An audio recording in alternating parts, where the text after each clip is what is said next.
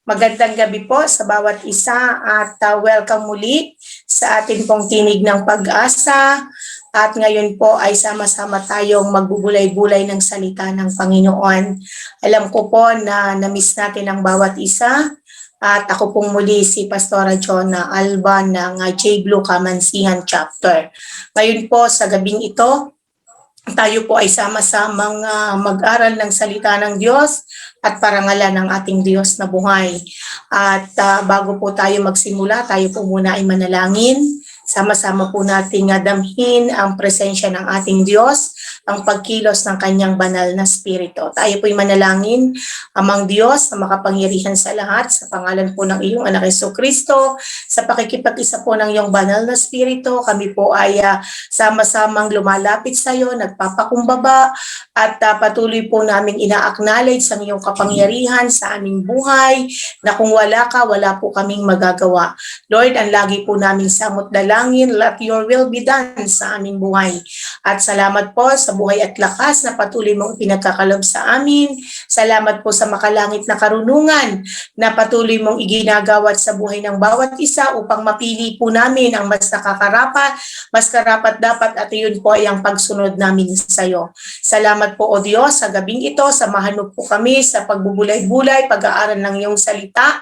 At tunay nga po Panginoon, ang mga salitang ito ay maging pagpapala sa lahat po ng iyong mga anak na nakakapakinig, nakakapanood po Panginoon ng tinig ng pag-asa, evening edition o God ng aming devotion o God. Lord, salamat po Panginoon, be our teacher o God sa aming gagawin na ito, at tunay nga po kami samahan ng iyong kapangyarihan, ng iyong banal na spirito. Pinagkakatiwala po namin sa iyo ang lahat ng bagay o God, and the Lord, receive all the highest praises, glory and thanksgiving. In Jesus' name, these things we pray. Amen and amen. Muli po, magandang gabi sa bawat isa at samahan niyo po ako sa pag-aaral ng salita ng Diyos sa gabing ito, at ang dalangin ko po, ang lahat po ng salitang ating mapapag-aralan, salita ng Diyos, ay maging pagpapala, maging katugunan sa pangangailangan ng bawat isa. Salamat po sa inyong panunood, salamat po sa inyong pakikinig, sapagkat nananampalataya po ako na may inihanda ng magandang bagay ang Diyos sa buhay ng bawat isa. At sa gabi pong ito, katulad po ng tema natin sa buwang ito, na patungkol pa rin po sa ating sakripisyo na dapat gawin upang magawa natin ang kalooban ng Diyos, makasunod tayo sa kalooban ng Diyos, at mapasan po natin ang anumang krus na kinakailangan nating pagsanin sa ating paglilingkod at pagsunod sa ating Diyos na buhay. Kaya po ang pag-aaralan natin sa gabing ito is how to follow Jesus Christ in our life. How to follow Jesus Christ in our life. At ang ating pong teksto sa gabing ito ay matatagpuan sa Mark chapter 8 verse 34 to 38. Ito po ang sabi, "Then he called the crowd to him along with his disciple and said, 'If anyone would come after me, he must deny himself and take up his cross and follow me.'" And verse 35, "For whoever wants to save his life will lose it, but whoever loses his life for me and for the gospel will save it." And sabi po dito sa verse 36, "What good is it for a man to gain the whole world, yet forfeit his soul?"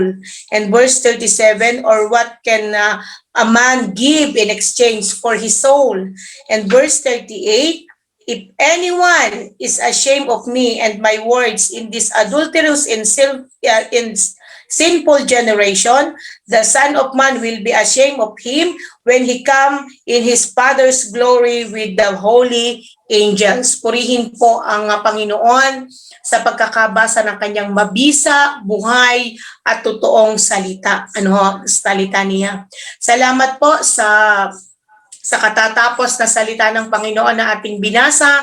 Dito po ay sinasabi, nagbigay po ng halimbawa ang Panginoong Hesus sa buhay ng bawat isa, na in-encourage po. Sabi nga po doon, tinawag niya po ang kalupunan, ang maraming tao kasama ang kanyang mga disipulo, na sinabi niya, "Kung sino man ang nagnanais na sumunod sa akin, ay kalimutan niya ang kanyang sarili at pasanin ang kanyang krus at sumunod sa akin. Ang lahat po ng ating mga nararanasan, ang lahat po ng pagtalikod natin dun sa ating mga old sinful nature, yun pong ating mga ginagawa na sakripisyo para masunod ang kalooban ng Panginoon, yun po bang hindi na ang kalooban natin, hindi na ang sarili nating kagustuhan ang ating ginagawa, kundi po yung kagustuhan na at naaayon na sa kalooban ng Diyos ay isang malaking sakripisyo na dapat po nating pasanin. Yun pong ating mga sariling kagustuhan na atin pong ay sinasakripisyo na hindi ko dapat itong gawin sapagkat ito hindi kalooban ng Lord, ngunit makakapagpaligaya namin sa ating katawan, sa ating sabi nga katawang lupa. Ngunit ito po dahil tayo'y binago ng Panginoon at ang kapag ka po binago ng Diyos ang isang tao, siya isang bago ng nilalang, wala na ang kanyang dating pagkatao, siya ay bago na. Kaya po ang lahat po ng sakripisyong ito ay nararapat po natin na lahat ay pasanin upang masunod po natin ang kalooban ng Diyos. Ano po? Ang sabi nga po, Jesus Christ encourage us to see everything nothing important than Him as our Lord. Para po maipakita sa atin, para po ma-realize natin na wala nga palang pinakang importante sa buong sa mundong ito, kundi yung masunod po natin ang disenyo ng Diyos sa ating buhay. Masunod po natin ang kalooban ng lumikha sa ating buhay, na ang lahat po ng naisin niya sa ating buhay ay tayo po ay mapaayos, mapanuto, mapabuti ang ating buhay. Ang sabi nga po doon, una, magpapapano how to follow Jesus Christ in our life, yun pong sinasabi sa verse 34 na we must deny ourselves. We must deny our own strength. We must deny our own ability, our own talent, our own power, our own carnal intellect. Yun pong ating mga makalaman na katalinuhan. Yun po ay dapat nating iisang tabi, kundi po yung sabi nga po doon, yung strength ng Lord, yung ability, talent, and power of our Lord, ayun po yung ating masunod sa ating buhay. Sabi nga po doon, not suffering, hindi ninanais ng Diyos na mag-suffer tayo ng maraming bagay, kundi sabi nga po doon, makita natin rather the benefits of the cross. Sabi nga po, ano po ba yung mga benepisyo na po pwede nating makuha dun sa krus na daladala natin? Sabi nga po doon, implying that Jesus cannot be followed unless it is by the way of the cross. Kung ano po yung tunay na layunin, kung bakit ang ating Panginoong Hesus ay napako dun sa krus, kung bakit po tayo ngayon ay nagpapasa ng krus, para po masunod lamang natin ang kalooban ng ating Panginoong Hesus. At ang sabi nga po doon sa Matthew chapter 10 verse 37 to 38, at ito po ay babasahin ko sa Tagalog, Matthew chapter 10 verse 37 to 38, ang umiibig sa ama o sa ina nang higit sa akin ay hindi karapat-dapat sa akin. At ang umiibig sa anak na lalaki o babae nang higit sa akin ay hindi karapat-dapat sa akin. Ang hindi nagpapasa ng kanyang krus at sumusunod sa akin ay hindi karapat-dapat sa akin. Yun po ang sinabi ng ating Panginoong Hesus. Kung sino man daw po yung mga umiibig ng higit sa kanya, sa kanyang magulang, sa kanyang anak, sa kanyang kaibigan, sa kanyang mga, sabi nga po doon, kayamanan, anuman po, sabi nga po doon, ang higit sa ating Panginoon ay hindi karapat-dapat sa ating Diyos na buhay. At ang sabi po doon, ang hindi nagpapasa ng kanyang krus, hindi, ang ibig sabihin po, lahat ng sakripisyo natin na kinakailangang gawin, ito po yung cross na ating papasanin. At ang lahat daw po ng mga tao, lahat po ng kanyang hinirang na hindi kayang magpasa ng kanyang cross, ay hindi po karapat-dapat sa ating Panginoon. Kaya po, kinakailangan po sa ating buhay, pasanin po natin yung ating cross. Yung ating cross, sabi nga po doon, ano man po yung hindrances, ano man po yung challenges, ano man po yung ating mga personal interest, ano man po yung mga humahadlang sa atin, ito man po marami po tayong mga lingkod ng Diyos na isinasakripisyo ang kanilang pamilya, iniiwan ang kanilang comfort zone kasi dito sila sa lugar na ito ipinadala ng Panginoon. Pero dahil gusto po nating sundin ang Diyos, lahat po ng sakripisyong yon ay ating papasanin. Masunod lamang po natin ang pinagagawa sa atin ng Panginoon. Bago po tayo ipinanganak, nasa sinapupunan pa lamang tayo ng ating ina, ay tayo po ay nakadesign na ang ating pong purpose ng Lord sa ating buhay. Tayo po ay may blueprint na sa langit. At ang nais po ng Panginoon ay mapanuto ang ating buhay, masunod natin kung paano idinisenyo ang ating buhay ng ating Panginoon. Kung kaya't dapat po nating malaman na lahat ng makakahadlang para po masunod natin ang ating Panginoon, dapat natin itong talikuran. We must deny ourselves. Sabi nga po doon, kalimutan natin yung mga pansarili nating interest, pansarili nating kagustuhan, at kundi yung mga bagay na naisin ng Diyos na yun po ay inire-reveal sa atin sa pamamagitan ng ating pakikipag-usap sa Kanya, inire-reveal po sa atin sa pamamagitan ng Kanyang salita, at inire-reveal po yon sa pamamagitan ng mga lingkod niya na nakakasama po natin. Sabi nga po doon, nangungusap lagi ang Diyos. Kung paanong dinisenyo ang iyong buhay, ay dapat po nating sundin yung path ng ating Lord. At ang ikalawa po, kung sabi po doon sa number 1, we must deny ourselves to follow Jesus Christ in our life. Ang sabi nga po doon sa ikalawa, know the true meaning of life. Know the true meaning of life. Ano po ang sabi sa verse 35? For whoever wants to save his life will lose it, but whoever loses his life for me and for the gospel will save it. Kung sino po daw yung nagpapahalaga ng todo sa kanyang buhay, kung sino yung nag-iingat ng todo sa kanyang buhay, for the sake lamang po ng sarili niyang kagustuhan, ay siyang mawawala nito. Pero sabi nga po doon, yung nagbibigay ng kanyang buhay, alang-alang sa ating Panginoong Hesus at alang-alang sa kanyang salita, siya po ang magkakaroon noon. Sabi nga po doon, dahil po sa ating sacrifice, sabi nga, we gain true loss. Ibig sabihin tayo po ay nagkakamit sa pamamagitan ng pagkawala. Ibig sabihin, kung kinalimutan natin, tinalikuran natin, sabi nga po, hindi importante sa atin kung ano yung gusto ng ating sarili, gusto ng ating kalooban, gusto ng ating kaisipan, kundi ang lahat ng bagay ay atin pong isinasangguni, isinasaalang-alang ayon sa naisin ng ating Diyos. Siya daw po yung magkakamit ng buhay.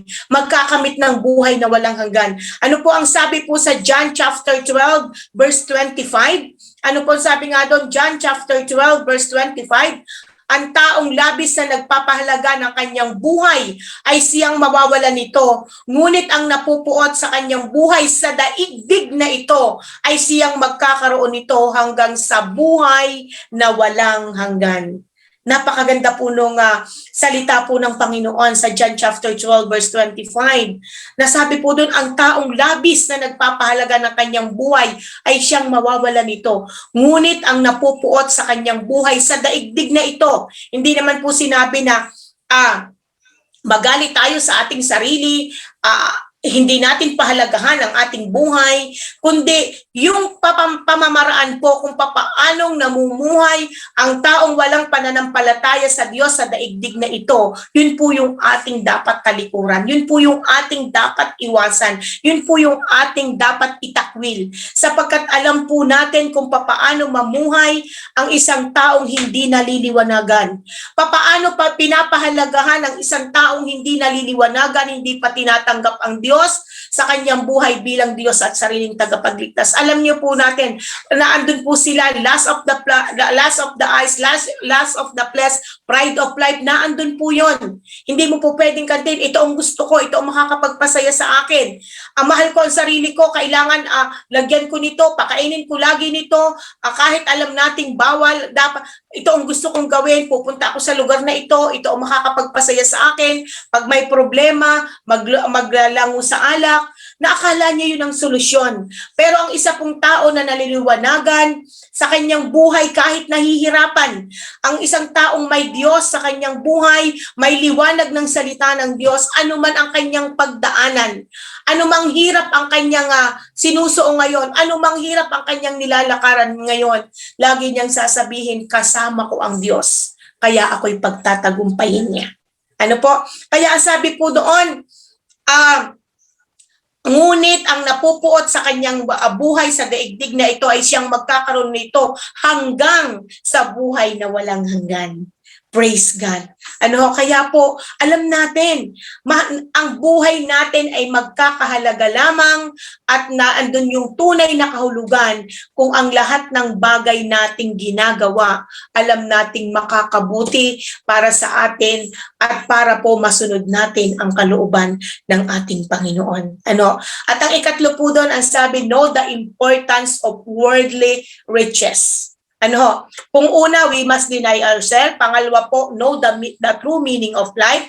Ang sabi po sa ikatlo, know the importance of worldly riches. Ano po ang sabi sa verse 36 sa ating binasa sa Mark chapter 8, verse 36 to 37? Ang sabi po dito,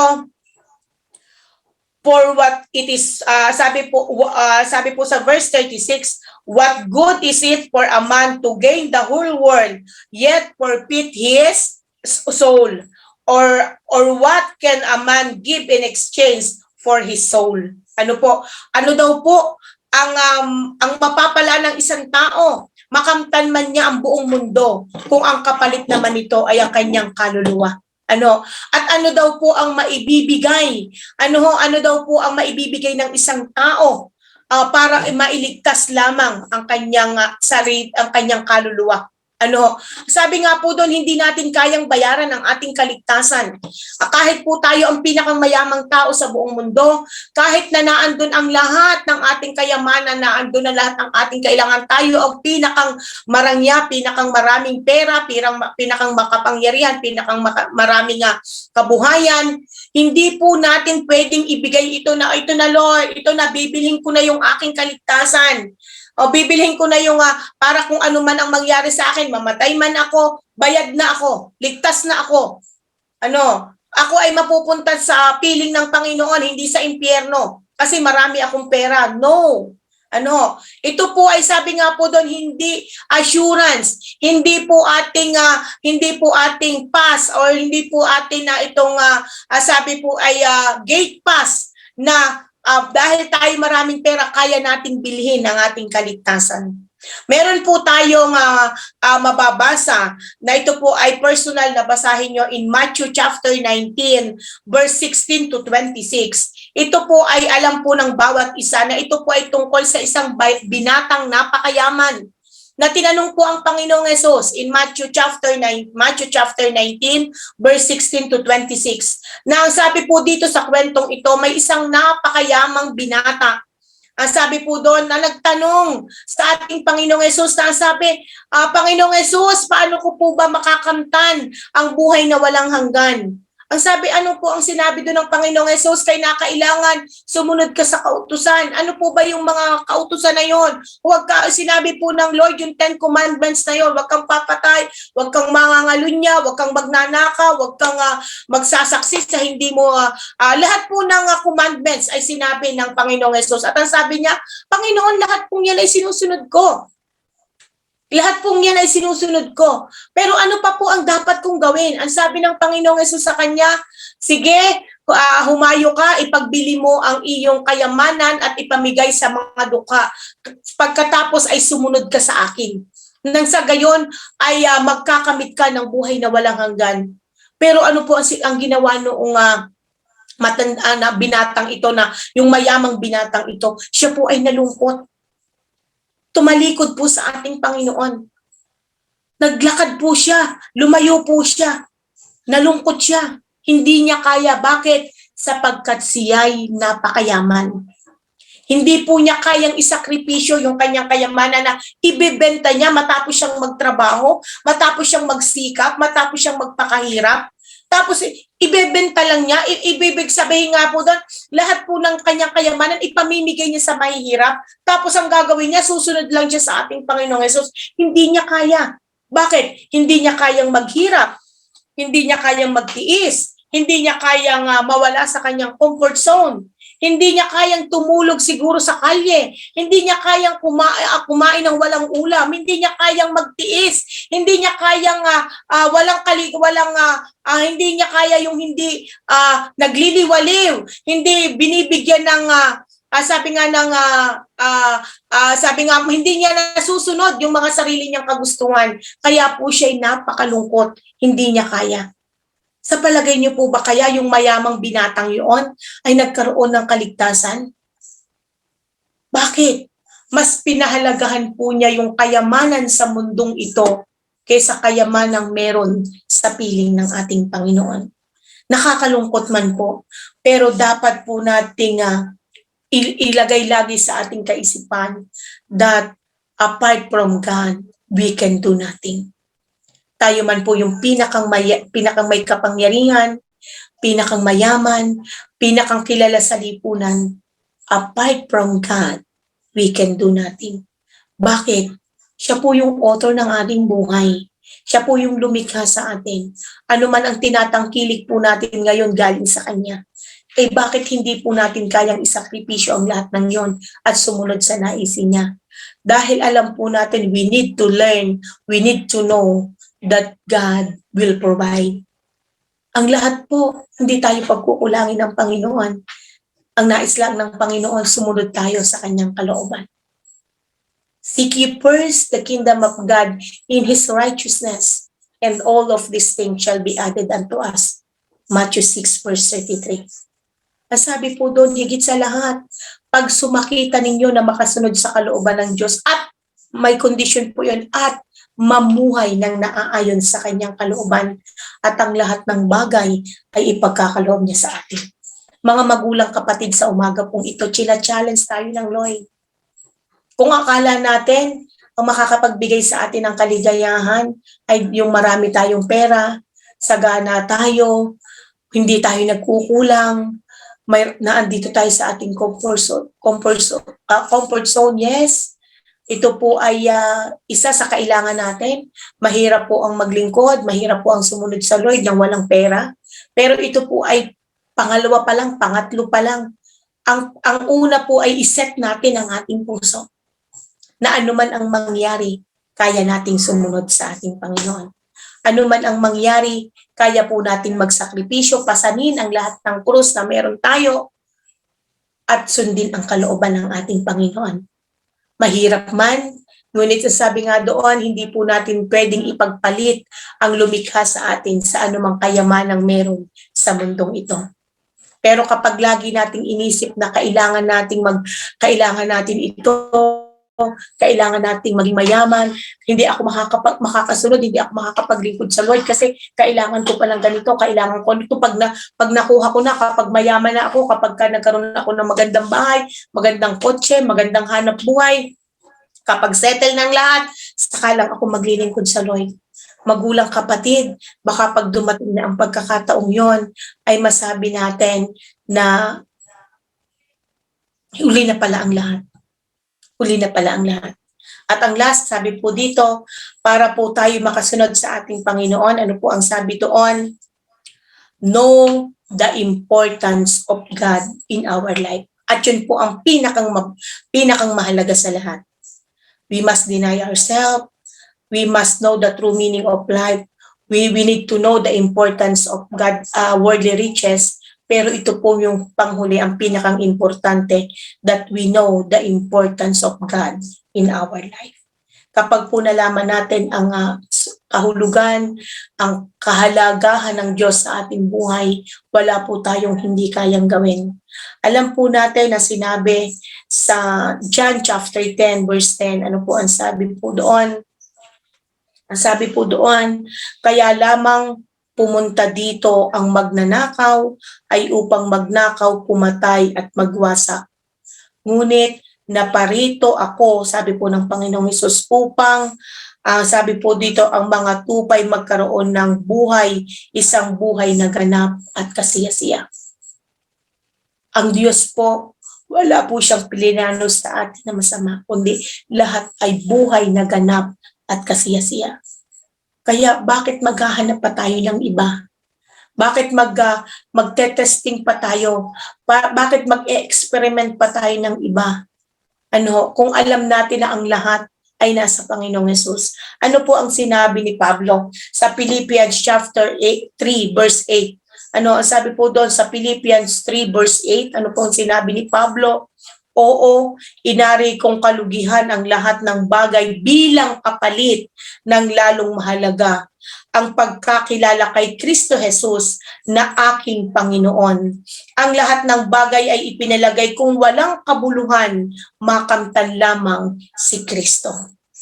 Purihin po ang Diyos. Napakaganda po nung kapahayagan sa salita po ng Panginoon na binanggit ni Pablo. Dito po sa Philippians chapter 3 verse 8. Ang sabi niya, oo, inari kong kalugihan ang lahat ng bagay. Kasi napakadami, sabi nga po doon, dati po may kapangyarihan si Pablo. Naandun po na dati, sabi nga, nananamasa siya ng kanya pong kayamanan na meron. Hindi po siya nahihirapang pupunta sa ibang lugar.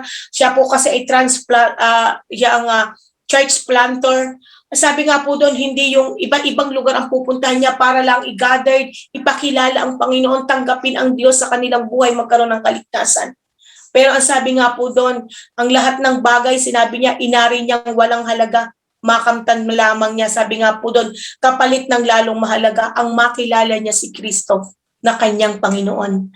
Sabi nga po doon, ang lahat ng bagay ay ipinalagay niya na walang kabuluhan, makamtan lamang niya si Kristo, na alam po niya na yun ang magbibigay sa kanya ng buhay na walang hanggan.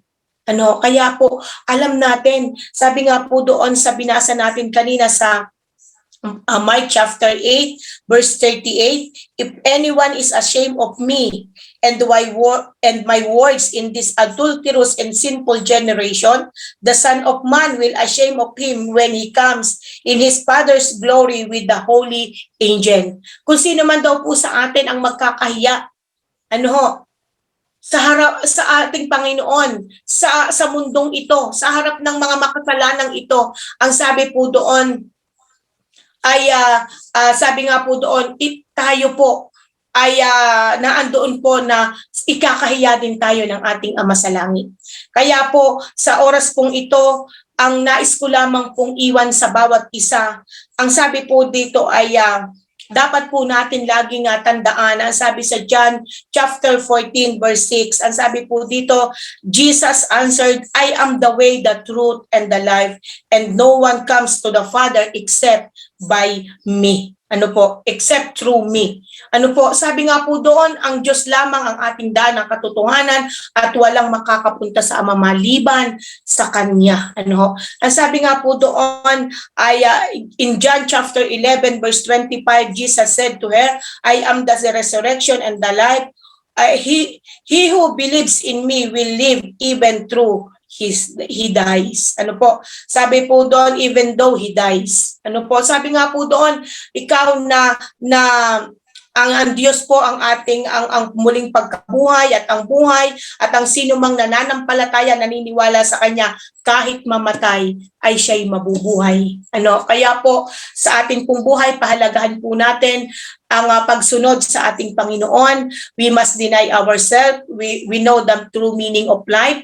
We know the importance of worldly riches, at ang pang-apat po na pinakang importante, we know the importance of God in our life. Kaya po mga kapatid, sa maiksi po nating pagbubulay-bulay, ang dalangin ko po ay kinapulutan niyo po ito ng aral at ito po ay magsilbing inspirasyon sa ating buhay na magpatuloy po tayo, sumunod po tayo sa kalooban ng ating Panginoon, pasanin po natin ang cross natin at magpatuloy po tayo sa pagsunod sa ating Panginoon hanggang sa Kanyang pagdating. Tayo po'y manalangin. Father God, in the name of Jesus, with the power of your Holy Spirit, kami po ay patuloy na nagpapasalamat sa gabing ito sapagkat tunay nga po, Panginoon, muli kami tinuruan mo, muli nagkasama-sama kaming pagbulay-bulayan ng iyong salita. Marami pong salamat, O Diyos, sapagkat kahit kailan hindi ka nagkulang sa amin upang kami paalalahanan kung papaano kami at ang tamang pagsunod sa iyo. Ama, ang dalangin po namin, ang lahat po kami, Panginoon, ay kalimutan ang aming sarili, pasanin ang aming krus at kami po ay patuloy na sumunod sa iyo at madatnan mo kami na tapat na naglilingkod sa iyo. Ingatan mo po ang aming mga kapatid na nakikinig, nanonood at napagpala sa gabing ito. Patuloy mo silang gabayan at bigyan ng courage, boldness, love and compassion kung paano susundin ang iyong kalooban, ang iyong salita at ang iyong tunay ngang ang disenyo mo sa aming buhay. Salamat, O Diyos, ipinagkakatiwala ko po ang bawat isa sa amin, O God. Patuloy mo kaming pangunahan, protect us, O God, bless us, O God, and bless the work of our hands, O God. Lord, continue direct our heart, direct our path, O God, upang masunod lamang namin ang iyong kalooban. Salamat, O Diyos. We entrust to you everything, O God. Receive all the highest praises, glory, and thanksgiving. In Jesus' name, these things we pray. Amen and amen. Marami pong salamat sa bawat isa. And good evening.